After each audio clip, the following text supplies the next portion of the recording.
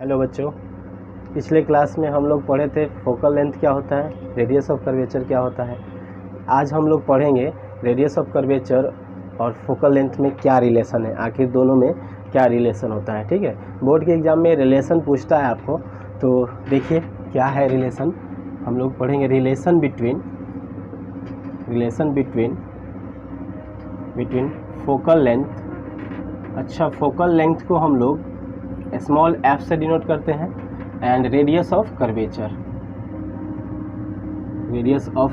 को हम लोग r से डिनोट करते हैं। ठीक है, अब इन दोनों में क्या डिफरेंस है, इसी चीज़ को हम लोग आज डिराइव करने वाले हैं, इसी चीज़ के बारे में पढ़ने वाले हैं। ठीक है, तो चलिए देखते हैं। तो ये आपको कौन सा मिरर है, ये है कनकेव मिरर, और कनकेव मिरर में हम लोग ये ले लिए प्रिंसिपल एक्सिस, ये हो गया पोल, यहाँ हो गया फोकस, और ये हो गया सेंटर ऑफ कर्वेचर। आपको बताए थे पोल और सेंटर ऑफ कर्वेचर के बीच के डिस्टेंस को हम लोग बोलते हैं रेडियस ऑफ कर्वेचर। तो यहाँ ये हो जाएगा रेडियस ऑफ कर्वेचर r, और ये हो जाएगा स्मॉल f यानी कि फोकल लेंथ। अब ये दोनों चीज़ हो गया। अब आगे हम लोग क्या करते हैं, इसके आगे कहीं से भी कोई पैरेलल रेज अगर हम लेके आ रहे हैं तो हम लोग जानते हैं कि पैरेलल रेज अगर कहीं भी स्ट्राइक होता है तो ये रे फोकस से निकलता है। कैसे निकलता है, क्यों निकलता है, हम लोग जानते हैं कि यहाँ पे अगर नॉर्मल ड्रॉ करना है तो हमें सेंटर से मिलाना पड़ेगा। सेंटर से मिलाएंगे तो नॉर्मल आ गया, और नॉर्मल के साथ मान लीजिए ये एंगल थीटा है, तो आफ्टर रिफ्लेक्शन अगर ये थीटा ही बना करके ये रिफ्लेक्ट होगा और ये फोकस से जाएगा, मतलब थीटा एंगल से के साथ ये रिफ्लेक्ट हो करके फोकस से गुजर जाएगा, फोकस से ये जाएगा, और इस तरह से हम लोग यहाँ पे देख रहे हैं कि ये एंगल थीटा हो गया। अब देखिए अगर मेजर करें तो ये एंगल कितना होगा, ये दोनों लाइन पैरेलल है। अब दो लाइन पैरेलल है, उनके बीच का एंगल अगर ये थीटा है तो ये भी थीटा होगा, अल्टरनेट इंटीरियर एंगल से, आपको पता होगा। तो ये हो गया अल्टरनेट इंटीरियर एंगल से थीटा। अगर इस एंगल की बात करें, ये एंगल की बात करें, तो ये एंगल कितना हो जाएगा, तो देखिए ये थीटा प्लस थीटा 2 थीटा के बराबर होगा। ये दोनों पैरेलल है और ये आपको ट्रांसवर्सल लाइन कट कर रहा है, तो ये जो एंगल होगा उतना ही ये एंगल हो जाएगा 2 थीटा के बराबर। तो ये एंगल कितना आ गया, 2 थीटा। ठीक है, अब हम लोग इस पॉइंट को कुछ नाम दे देते हैं, मान लीजिए ए, इस पॉइंट का नाम दे दिए ए। अब मान लीजिए कि हमें इसमें रिलेशन फाइंड करना है, इस f में और r में क्या रिलेशन है। तो बच्चों ध्यान से समझो कि अगर जो हम एंगल मेजर करते हैं उसका SI यूनिट होता है रेडियन। तो एंगल को जब भी रेडियन में मेजर करेंगे तो जानते हैं रेडियन में एंगल को मेजर करते हैं तो उसका एक फार्मूला होता है, आप लोग सर्कल चैप्टर में ये पढ़ोगे, एंगल इक्वल टू होता है आर्क अपॉन रेडियस। मतलब कोई भी एंगल निकालना है तो इस फार्मूला से आप निकाल सकते हो, और सेम फार्मूला हम लोग अप्लाई करेंगे इस कनकेव मिरर में। तो देखिए अगर हम इस आर्क की बात करें, ये सेगमेंट की APC, तो APC में आर्क हो जाएगा AP और इसका रेडियस हो जाएगा PC। यहाँ पे रेडियस क्या हो जाएगा, PC हो जाएगा। तो हम लोग लिखेंगे इन सेगमेंट, इसमें से आपको दिया क्या है, PC का वैल्यू R दिया है और PF का वैल्यू स्मॉल f दिया है। तो इन सेगमेंट APC सेगमेंट की बात कर रहे हैं, तो थीटा इक्वल टू एंगल क्या है इसमें, थीटा। इन दोनों सेगमेंट के बीच में अगर इस सेगमेंट को अलग से ड्रॉ करते हैं तो कुछ ऐसा ये सेगमेंट है, इनके बीच का एंगल है थीटा, ये A है, ये P है और ये C है। तो थीटा इक्वल टू क्या हो जाएगा, आर्क AP। तो यहाँ पे रखेंगे arc AP upon radius, radius क्या हो गया PC। तो रेडियस की जगह पे हम लोग यहाँ पे PC पुट कर देंगे, और ये हमारा एक इक्वेशन हो गया। अब हम लोग दूसरे सेगमेंट की तरफ चलते हैं। दूसरा सेगमेंट आपको यहाँ से APF मिल जाएगा। तो इस सेगमेंट में देखते हैं क्या होगा। तो इन सेगमेंट APF, अब देखिए इसमें क्या होगा, एंगल कितना है 2 थीटा, तो एंगल की जगह पे रख देंगे 2 थीटा इक्वल टू आर्क, तो अभी भी AP ही है।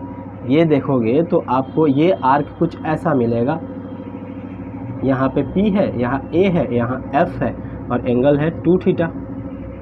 एंगल जो है आपको वो 2 थीटा है। तो आप रख सकते हो यहाँ पे आर्क के जगह पे AP रख देंगे, और इसके जगह पे जो PF रख दिया जाएगा। इसके जगह पे PF रख दिया जाएगा। और ये हमारा इक्वेशन नंबर 2 हो गया। अब देखिए बच्चों, अब क्या करेंगे, इस इक्वेशन को 1 को 2 से डिवाइड कर देंगे। इक्वेशन 1 को 2 से डिवाइड करके देखते हैं क्या हमारे पास रिलेशन आता है। तो डिवाइड इक्वेशन 1 बाई इक्वेशन 2, ऐसा हम करेंगे तो क्या हो जाएगा, LHS को LHS से डिवाइड करेंगे तो theta upon 2 theta equal to क्या हो जाएगा, AP upon PC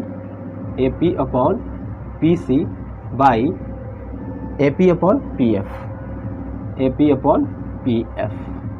AP cancel हो जाएगा और PF चला जाएगा ऊपर, और थीटा भी कैंसिल हो जाएगा। तो यहाँ से हो जाएगा 1/2 और PF ऊपर चला जाएगा और नीचे बच जाएगा आपको PC। इस वैल्यू को ऐसे उल्टा करके लिखेंगे, मतलब PF ऊपर चला जाता, AP तो AP कैंसिल हो जाता और यहाँ से आपको आ जाता PF अपॉन PC। और 1/2 PF का वैल्यू हम लोग जानते हैं कितना है, F, और PC का वैल्यू है R। अब यहाँ से क्रॉस मल्टीप्लाई करेंगे तो R इक्वल टू आ गया 2F, यानी कि F equal to radius of curvature का हाफ। जो फोकल लेंथ होता है वो रेडियस ऑफ कर्वेचर का हाफ होता है। यही रिलेशन है फोकल लेंथ में और रेडियस ऑफ कर्वेचर में।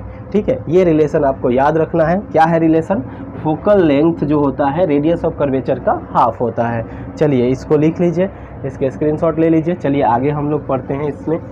तो चलिए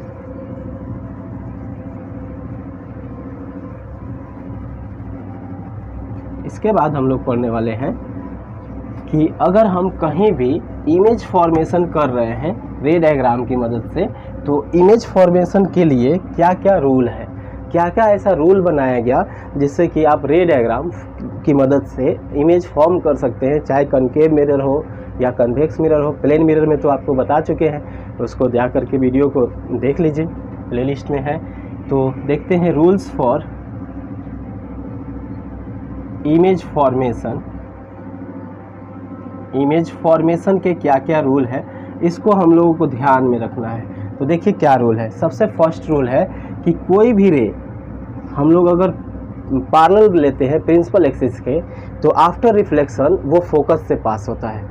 रिफ्लेक्शन के बाद वो फोकस से पास होता हुआ लगेगा, कोई भी रे अगर पैरेलल है तो। वैसे तो कोई ये रूल जितने भी बनाए गए हैं ये लॉज ऑफ रिफ्लेक्शन पे बेस्ड है, लेकिन हर जगह एंगल निकालना आपके लिए कठिन होगा। Angle of incidence, angle of reflection निकालना थोड़ा मुश्किल होगा। इसीलिए हम क्या करते हैं कि एक रूल ही बना दिए हैं जिससे कि आपको रे डायग्राम बनाने में आसानी हो। तो देखिए लिखेंगे,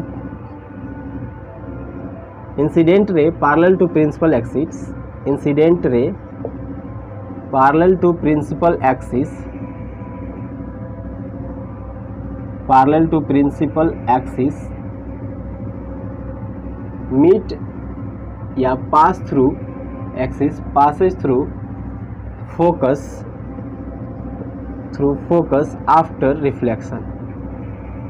आफ्टर रिफ्लेक्शन के बाद ये फोकस से पास होता है। कैसे, तो देखिए ये आपके पास मिरर है और इस मिरर में कोई भी पैरेलल रेज लेके गए तो ये रिफ्लेक्ट होगा, यहाँ पे टकराएगा और रिफ्लेक्ट होगा ऐसे, तो फोकस के थ्रू जाएगा, फोकस के थ्रू ये पास होकर के चला जाएगा।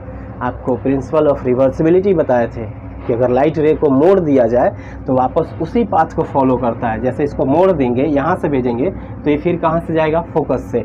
तो ये रूल नंबर 2 हो गया कि किसी रे को अगर इंसिडेंट रे को फोकस से कोई जा रहा है तो वो कहाँ से जाएगा, वो पैरेलल हो जाता है आफ्टर रिफ्लेक्शन। तो ये रूल नंबर 2 है। मतलब कह सकते हैं incident ray passes through focus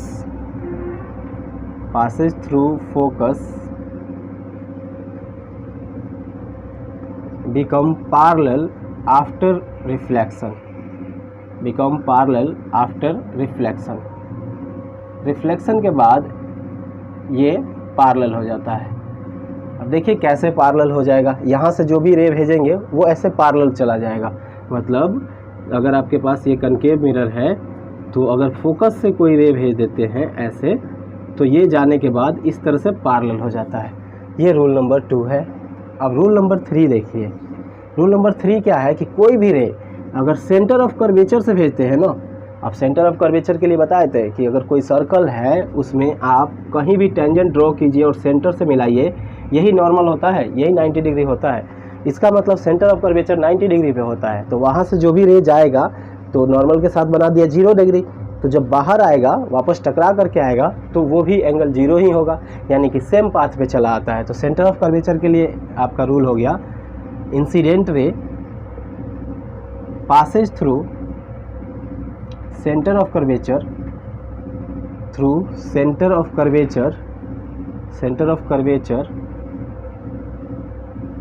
reflect back on same path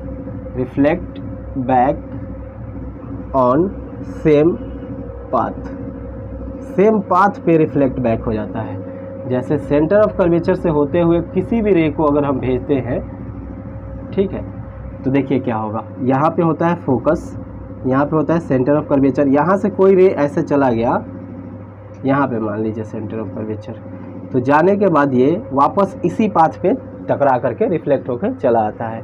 ये रूल नंबर 3 है।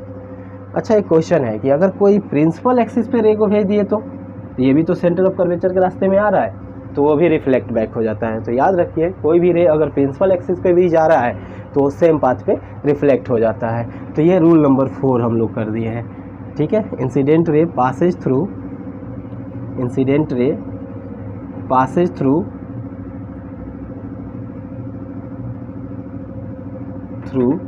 Principal axis reflect back on same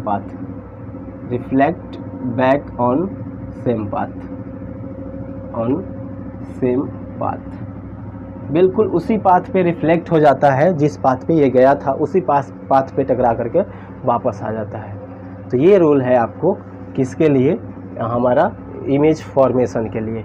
अब हम लोग देखते हैं कनकेव मिरर में कुछ इमेज फॉर्मेशन कि कैसे इमेज फॉर्म कर सकते हैं कनकेव मिरर में। चलिए देखते हैं कनकेव मिरर का रूल।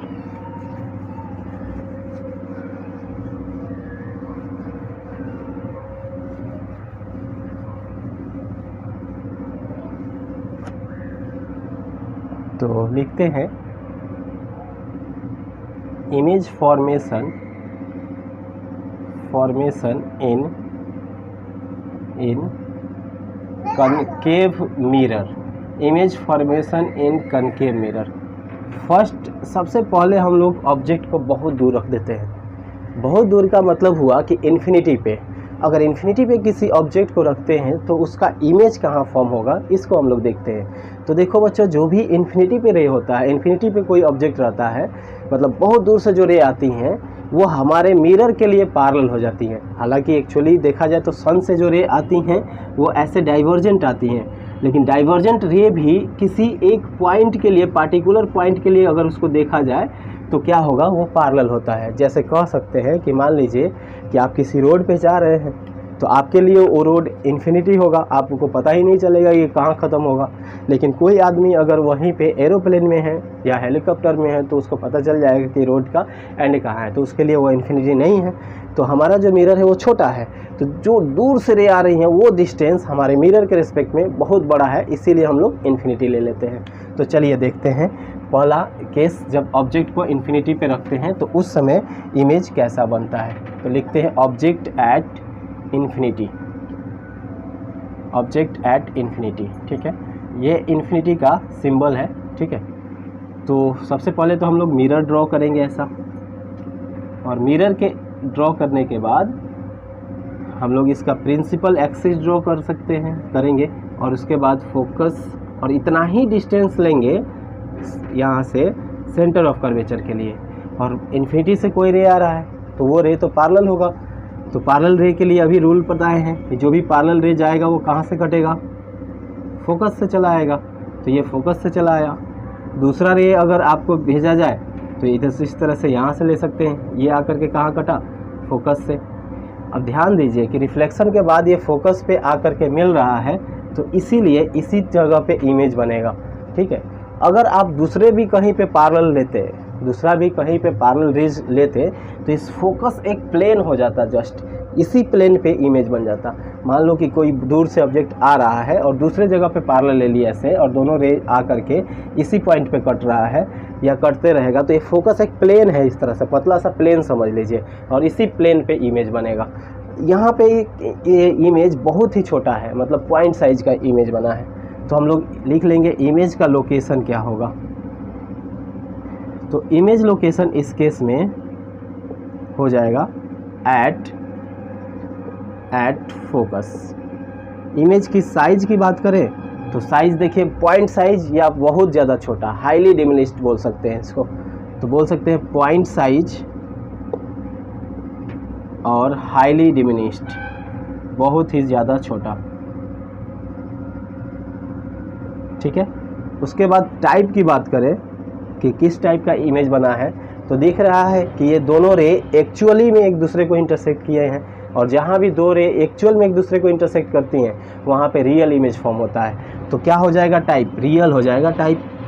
अब चलिए नेचर की बात करते हैं कि नेचर क्या होगा, इस इमेज का नेचर क्या होगा। तो देखिए यहाँ पे अगर नेचर की बात करें तो रियल इमेज हमेशा उल्टा होता है, इन्वर्टेड होता है।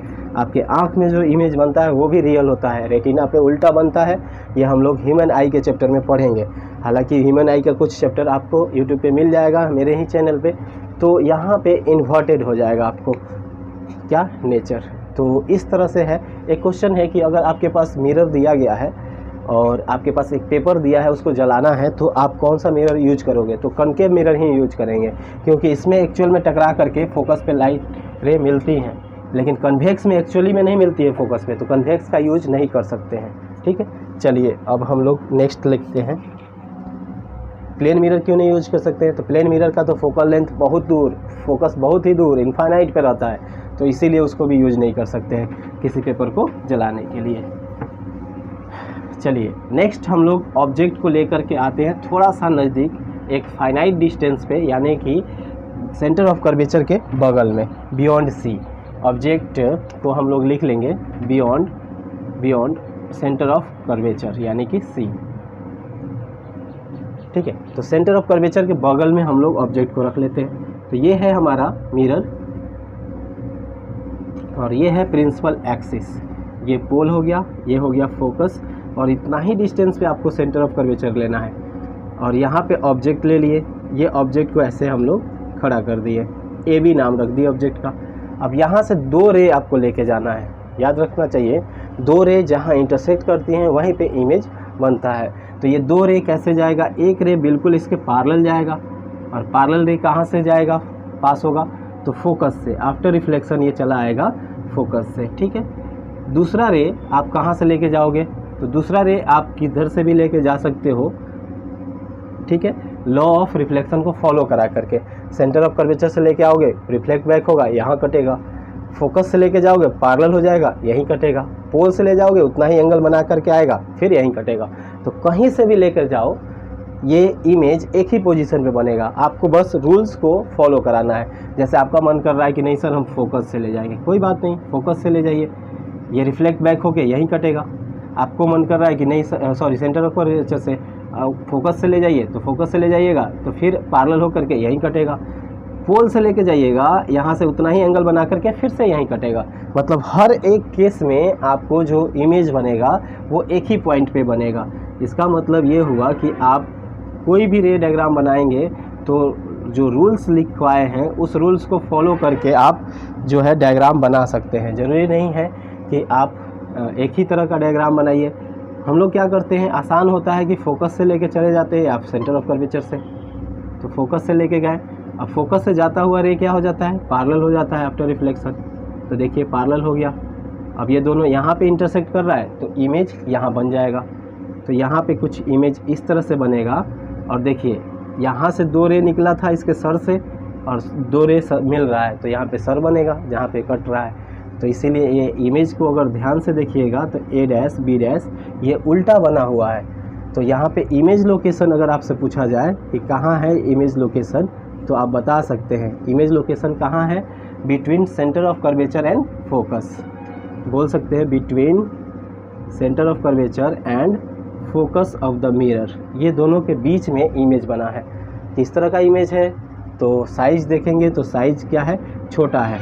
छोटा को हम लोग डिमिनिश्ड बोलते हैं, डिमिनिश्ड बोलते हैं अगर कोई छोटा इमेज बना है तो। टाइप की बात करें तो रियल इमेज बना है, और नेचर की बात करेंगे तो इन्वर्टेड इमेज बना है। ठीक है, तो इस तरह का ये रे डायग्राम था। आपको इस तरह से आप रे डायग्राम बना सकते हो। रे डायग्राम बनाते समय स्केल पेंसिल का यूज करें ताकि आपका जो पिक्चर बने वो एग्जैक्ट बने। चलिए अगला हम लोग पढ़ते हैं, ऑब्जेक्ट को और इधर लेके आते हैं सेंटर ऑफ कर्वेचर पे। चलिए नेक्स्ट पॉइंट है, ये सेकेंड नंबर केस था। अब थर्ड नंबर केस लिखते हैं, जब ऑब्जेक्ट को लेकर आते हैं एट सेंटर ऑफ कर्वेचर। ये सेंटर ऑफ कर्वेचर के बगल में था, अब ऑब्जेक्ट को हम लोग लेकर आ जाते हैं सेंटर ऑफ कर्वेचर पे। तो ये थर्ड कंडीशन है, जब ऑब्जेक्ट हो एट सेंटर ऑफ कर्वेचर। इस केस में आप थोड़ा सा ध्यान दीजिएगा, या तो ऑब्जेक्ट छोटा ले लीजिएगा या फिर जो मिरर बनाएंगे उसका कर्वेचर कम, क्योंकि हमारे पास जो भी मिरर होता है उसका कर्वेचर बहुत कम होता है, ज़्यादा कर्वेचर नहीं होता है, बहुत कम कर्वेचर होता है। ठीक है, तो याद रखिएगा, कर्वेचर से रिलेटेड बातें बताए थे कि जितना ज़्यादा कर्वेचर रहेगा रेडियस ऑफ कर्वेचर उतना ही छोटा, और जितना कम कर्वेचर रेडियस ऑफ कर्वेचर उतना ही बड़ा। तो कर्वेचर कम ले लीजिएगा, ऐसे कम कर्वेचर लेकर के एक प्लेन मिरर बनाएंगे, सॉरी एक कनकेव मिरर बनाएंगे। और इस कनकेव मिरर को आप ऐसे बना देंगे, यहाँ पे पोल, यहाँ पे हो जाएगा फोकस, और इतना ही डिस्टेंस पे सेंटर ऑफ कर्वेचर। ऐसा इसलिए क्योंकि इस पॉइंट पे, एक ही पॉइंट पे इमेज बनना है, तो इसीलिए आपको जब डायग्राम बनाओगे उस समय थोड़ा प्रॉब्लम हो सकता है। तो यहाँ पे ऑब्जेक्ट को रख लिए ये साइज का, और इस ऑब्जेक्ट का नाम हो गया ए बी, और यहाँ से एक रे पैरेलल गया। पैरेलल रे जैसा आप जानते हो, पैरेलल रे हमेशा क्या होता है, फोकस से पास होता है। और दूसरा रे हम लोग लेकर चले जाएंगे फोकस से, और फोकस से जाता हुआ रे क्या हो जाता है, पैरेलल हो जाता है। और इसी के नीचे जस्ट इसी के बराबर साइज का इमेज फॉर्म हो जाएगा। ठीक है, इसी के नीचे ही फॉर्म होगा इमेज। अगर आप इसको स्केल से फॉर्म करोगे तो बिल्कुल आपको एग्जैक्ट पॉइंट पे फॉर्म होगा जहाँ भी इसको फॉर्म कराना है आपको। अब यहाँ से आपको रिफ्लेक्ट करा देना है। अगर ये आपको यहाँ पे कर्वेचर थोड़ा भी कम लिए हो या कर्वेचर थोड़ा सा ज़्यादा ले लिए हो तो एग्जैक्ट पॉइंट पे कभी नहीं आएगा। तो ये ध्यान दीजिएगा कि ऐसे मिरर के केस में हम लोग बिल्कुल एग्जैक्ट ऐसे बना लेंगे और लास्ट में भले थोड़ा सा मोड़ देंगे, जिससे कि लगे कि ये कनकेव मिरर है, प्लेन मिरर नहीं है। अब हम लोग इसको ड्रॉ कर सकते हैं। यहाँ पे pole, focus, centre of curvature equal distance पे लेना है। यहाँ पे ऑब्जेक्ट को प्लेस कर दिए, ऑब्जेक्ट का नाम हो गया ए बी। एक रे ऐसे गया पैरेलल, पैरेलल रेज हमेशा फोकस से आता है, और दूसरा रे फोकस से भेजे, फोकस से जाता हुआ रे हमेशा पैरेलल हो जाता है। अब इसी के जस्ट नीचे ये कहीं इंटरसेक्ट कर जाएगा। ठीक है, तो इसी के नीचे इमेज बन जाएगा आपको ए डैश बी डैश। ऐसा आप स्केल पेंसिल से करोगे तो बिल्कुल एग्जैक्ट पॉइंट पे आएगा। और इसका नाम दे देंगे, मतलब इमेज का लोकेशन दे देंगे।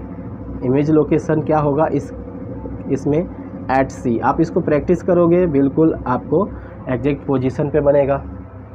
अगर इसका साइज की बात करें तो साइज हो जाएगा इक्वल साइज है। ये जितना बड़ा ऑब्जेक्ट है उतना ही बड़ा इमेज है। Equal size as object. और अगर इसका नेचर की बात, टाइप की बात करें तो रियल इमेज बना है, और रियल इमेज आप जानते हो हमेशा क्या होता है, इन्वर्टेड होता है। तो यहाँ पे क्या लिख देंगे, इन्वर्टेड। एक चीज़ ऑब्जर्व कर रहे हैं हम लोग कि जैसे जैसे इन्फिनिटी से हम लोग मिरर के तरफ आ रहे हैं, इमेज जो है फोकस से बन के फोकस से दूर जाता हुआ लग रहा है। और यही होता है, आपको याद रखना है कि ऑब्जेक्ट जैसे जैसे मिरर की तरफ आता है इमेज मिरर से दूर चला जाता है। चलिए अगला पॉइंट हम लोग लेते हैं, सी और एफ के बीच में लेकर के ड्रॉ करते हैं। चलिए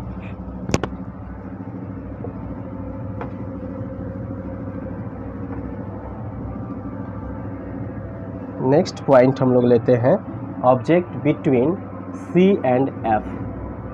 between C centre of curvature and focus of the mirror, इस दोनों के बीच में ऑब्जेक्ट को रखते हैं। तो चलिए रखिए, समझ में आ रहा है ये? जिन जिनको समझ में आ रहा है हाथ उठाइए। हाथ कैसे उठाए सर? जहाँ हो वहीं पे हाथ उठा लो। ये इतना ही डिस्टेंस पे हम लोग लेंगे सेंटर ऑफ कर्वेचर, ठीक है, इतना ही डिस्टेंस पे ले लेते हैं सेंटर ऑफ कर्वेचर। अब यहाँ पे ऑब्जेक्ट को रख लेते हैं। ये ऑब्जेक्ट हो गया आपको ए बी। एक रे ऐसे पैरेलल लेते हैं, पैरेलल रेज कहाँ से जाएगा, फोकस से। आफ्टर रिफ्लेक्शन ये फोकस से चला जाएगा। दूसरा रे फोकस से लेके जाते हैं जो कि पैरेलल हो जाएगा। तो चलिए दूसरा रे हम लोग फोकस से लेके चले जाते हैं और ये रे ऐसे पैरेलल हो जाएगा और ये जहाँ इंटरसेक्ट करेगा वहीं पे इमेज बन जाएगा ए डैश बी डैश, ठीक है। और तो देखिए ये इस केस में जो यहाँ पे इंटरसेक्ट किया है तो इमेज लोकेशन क्या लिखेंगे हम लोग इस केस में, इमेज लोकेशन हो जाएगा at, image location beyond centre of curvature C के बगल में बना है। अगर इमेज का साइज की बात करें तो बड़ा इमेज बना है, यानी कि मैग्नीफाइड इमेज बना है, ठीक है। अगर इसके टाइप की बात करें तो ये इमेज है आपको रियल, और इसके नेचर की बात करेंगे तो इन्वर्टेड इमेज बना है। मतलब इन्वर्टेड इमेज, रियल और इन्वर्टेड एक साथ याद रखिएगा इसको, एक साथ टाइटल की तरह। जो भी रियल इमेज होगा इन्वर्टेड होगा और जो भी वर्चुअल होगा वो इरेक्ट होगा।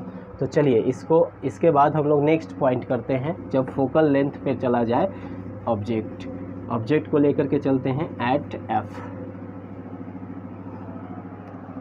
ऑब्जेक्ट को हम लोग रख देते हैं ये fourth point at focal length, ठीक है।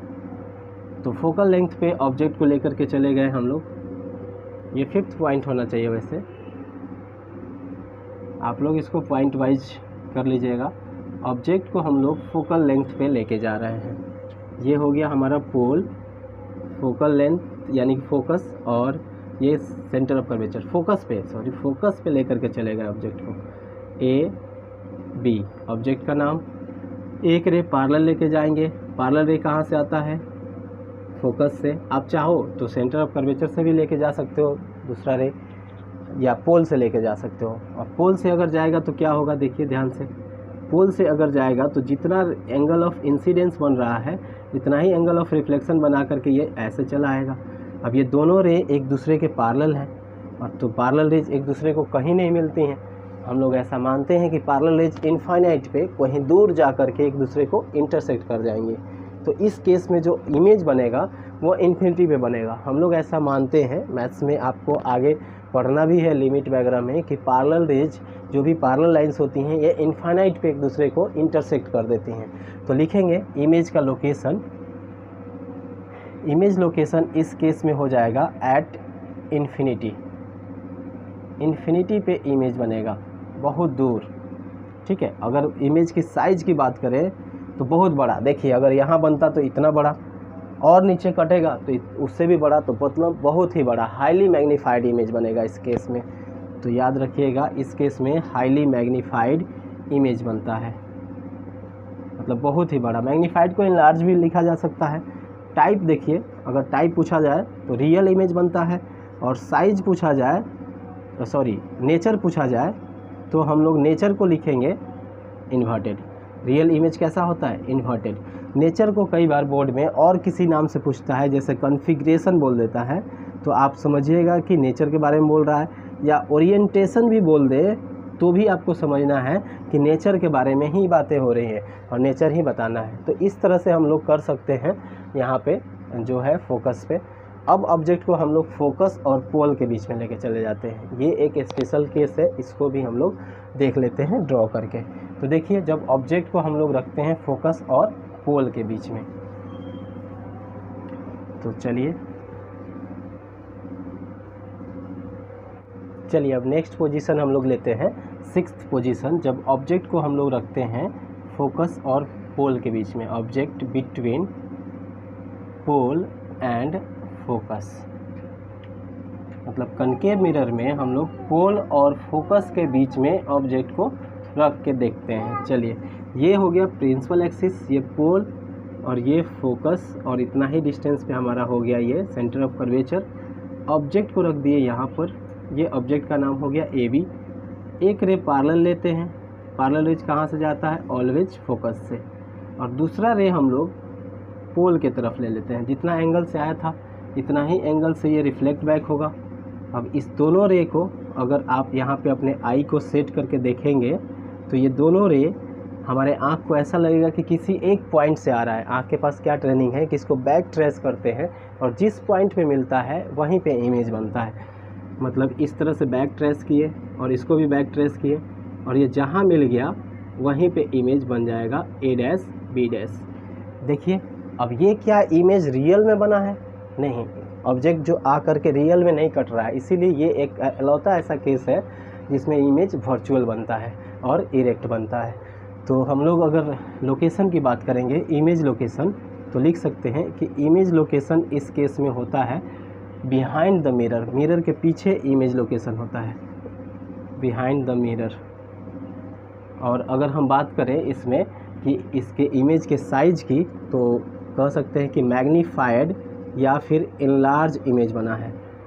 और टाइप की बात कर सकते हैं तो वर्चुअल, याद रखिएगा वर्चुअल इमेज बना है, क्योंकि ये दोनों लाइन रे जो लाइट रे है ये रियल में इधर कहीं भी नहीं मीट करेंगे, ये डाइवर्जेंट है, इधर मिलाएंगे तो कहीं नहीं मीट करेंगे, इसीलिए यहाँ मीट किया है। और इस तरह के इमेज का नेचर जो होता है, नेचर वो कैसा होता है नेचर, ये इरेक्ट, मतलब ऐसा इमेज इरेक्ट या अपराइट भी बोलते हैं इसको, अपराइट भी रहता है। समझिए ध्यान से, ये जो है नेचर को हम लोग कई बार एग्ज़ाम में कॉन्फ़िगरेशन भी देता है कि कॉन्फ़िगरेशन क्या होगा बताइए, या ओरिएंटेशन क्या है ये बताइए। तो ये सब चीज़ एक ही है, ठीक है, एक ही हम लोग नेचर को ही बोलते हैं। इस मिरर का हमारे कॉमन लाइफ में बहुत सारा यूजेज है, जैसे कि इस मिरर का हम लोग यूज करते हैं कि जहाँ भी हमारे मेकअप मैन्स होते हैं वो लोग यूज करते हैं। मेकअप मैन्स मिरर के नाम से जानते हैं। मूवी वगैरह बनता है, वहाँ पे मेकअप करने के लिए जो भी एक्टर एक्ट्रेस है उसको इसके सामने रख दिया जाता है, इसलिए कि अगर प्लेन मिरर में किए तो छोटा सा भी डॉट अगर बच जाएगा और उसको बड़े पर्दे पे देखा जाएगा तो वो डॉट बड़ा दिखेगा, बिल्कुल धब्बे सा। तो इसीलिए पहले ही इस मिरर के सामने खड़ा कर देते हैं, इरेक्ट इमेज बनता है बड़ा, और उसको मेकअप को कर लिया जाता है। या फिर आप जब दांत दिखाने जाओगे डॉक्टर के पास तो डॉक्टर भी ऐसा ही इमेज फॉर्म कराता है, ऐसा ही मिरर यूज करता है। आपके सामने एक मिरर रख देगा और मुंह खोलने के लिए बोलेगा, जैसे ही मुंह खोलोगे तो जो दांत है सड़ा हुआ वो उसका इमेज, छोटे से दांत का इमेज इतना बड़ा दिखेगा और उसको समझ में आ जाएगा किस दांत को उखाड़ना है, नहीं तो पता चले कोई और ही दांत उखाड़ दिया। चलिए अब हम लोग नेक्स्ट करते हैं। ओके, तो अब हम लोग इमेज फॉर्मेशन पढ़ लेते हैं। इमेज फॉर्मेशन इन कन्वेक्स मिरर। कन्वेक्स मिरर में कैसा कैसा इमेज फॉर्म होता है, तो देखिए ध्यान से। सबसे पहले कन्वेक्स मिरर में हम लोग ऑब्जेक्ट को फिर से इन्फिनिटी पे रखते हैं। इन्फिनिटी मतलब बहुत दूर, तो कैसा इमेज फॉर्म होगा देखिए ध्यान से।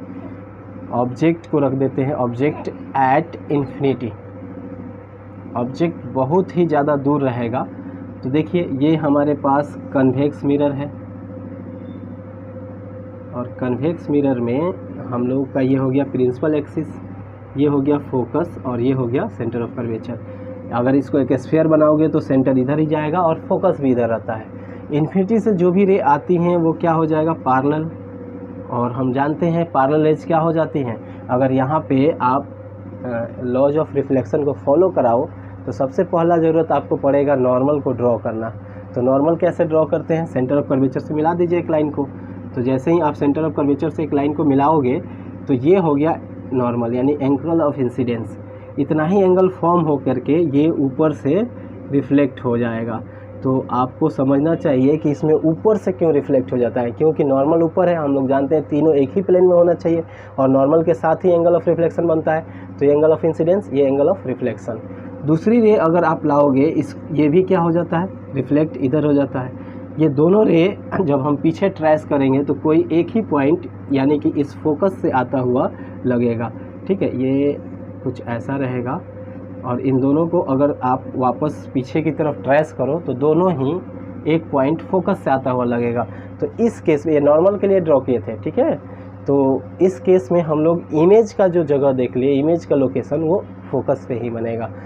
लेकिन हम पूछे थे थोड़े देर पहले कि क्या इस मिरर का यूज कर सकते हैं किसी पेपर को जलाने के लिए, आप लोगों को फोकस पे रख दिए, इधर लाइट रे तो आ ही नहीं रहा है, ये जस्ट हम मान लिए कि यहाँ पे फोकस होगा, सारे रेज कहाँ चली गई, ये बाहर चली गई, इसके अंदर ये फोकस होता है, इसीलिए उस पॉइंट पे तो रख ही नहीं सकते हैं।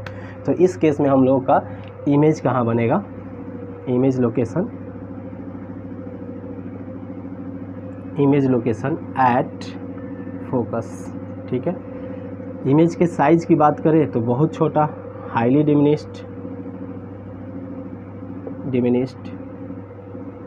अगर इमेज के टाइप की बात करें तो देखिए ये दोनों रेज रियल एक दूसरे को रियली में नहीं मिल रहे हैं, ये दोनों जो रेज हैं वो एक दूसरे से रियल में नहीं मिले हैं, तो इसीलिए इसके टाइप की बात करेंगे तो टाइप में लिख लेंगे हम लोग वर्चुअल, ये इमेज वर्चुअल बना है। और इसके नेचर की बात करेंगे तो नेचर हो जाएगा इरेक्ट, तो इरेक्ट इमेज बना है, ठीक है, मतलब सीधा इमेज बनेगा। वर्चुअल इमेज हमेशा क्या होता है, सीधा होता है, ठीक है। तो इस तरह से इसको हम लोग डिफाइन कर सकते हैं, इस तरह से लिख सकते हैं। चलिए अब अगला हम लोग पढ़ लेते हैं, अगला क्या है। नेक्स्ट हम लोग किसी भी फाइनाइट डिस्टेंस पे रख के देखते हैं, object at any finite distance, किसी भी फाइनाइट डिस्टेंस के लिए आपको क्या होगा, एट एनी फाइनाइट डिस्टेंस। ये देता है कि फाइनाइट डिस्टेंस का मतलब हुआ कि जो भी डिस्टेंस आपको पता हो कहीं भी रख सकते हो, मतलब मिरर के सामने अगर आप कहीं भी रख रहे हो तो उस केस में आपको क्या होगा, देखिए ये हो गया फोकस, सेंटर ऑफ कर्वेचर, यहाँ पे ऑब्जेक्ट को रख दिए, ए बी ऑब्जेक्ट का नाम है, ठीक है। अब क्या होगा, एक लाइट रे को पैरेलल भेजेंगे, और पैरेलल रेज कैसे जाता है, देखिए पैरेलल रेज हमेशा क्या होगा कि फोकस की तरफ हो करके ऐसे चला जाता है, इस तरह से चला जाएगा, रिफ्लेक्ट हो जाएगा। दूसरा रे को हम लोग पोल के तरफ भेज देते हैं, जैसे पोल के तरफ दूसरे रेज को भेजेंगे, और जितना एंगल ऑफ इंसिडेंस है इतना ही एंगल ऑफ रिफ्लेक्शन बना करके ये टकराने के बाद ऐसे चला आएगा। अब ये दोनों रे कहीं नहीं मिलेगा, तो हमारे आँख के पास ट्रेनिंग है कि इसको बैक ट्रेस करेंगे, पीछे की तरफ जहाँ भी इंटरसेक्ट करेगा वहीं पर इमेज बनेगा। तो देखिए इसको पीछे की तरफ ट्रेस किए, इसको पीछे की तरफ ट्रेस किए, तो कहाँ इंटरसेक्ट किया, यहाँ पर, तो ये हो गया ए डैश बी डैश। तो देखिए इसका इमेज छोटा बना है, तो लिखेंगे इमेज का लोकेशन, इमेज लोकेशन हो जाएगा between P and F, between P and F, इन दोनों के बीच में इमेज बना है। और इमेज की साइज की बात करें तो क्या बना है, डिमिनिश्ड। और इसके टाइप की बात करें तो वर्चुअल और इरेक्ट ही बनेगा, वर्चुअल। और नेचर की बात करेंगे तो नेचर हो जाएगा इरेक्ट। तो वर्चुअल और इरेक्ट इमेज फॉर्म हुआ है।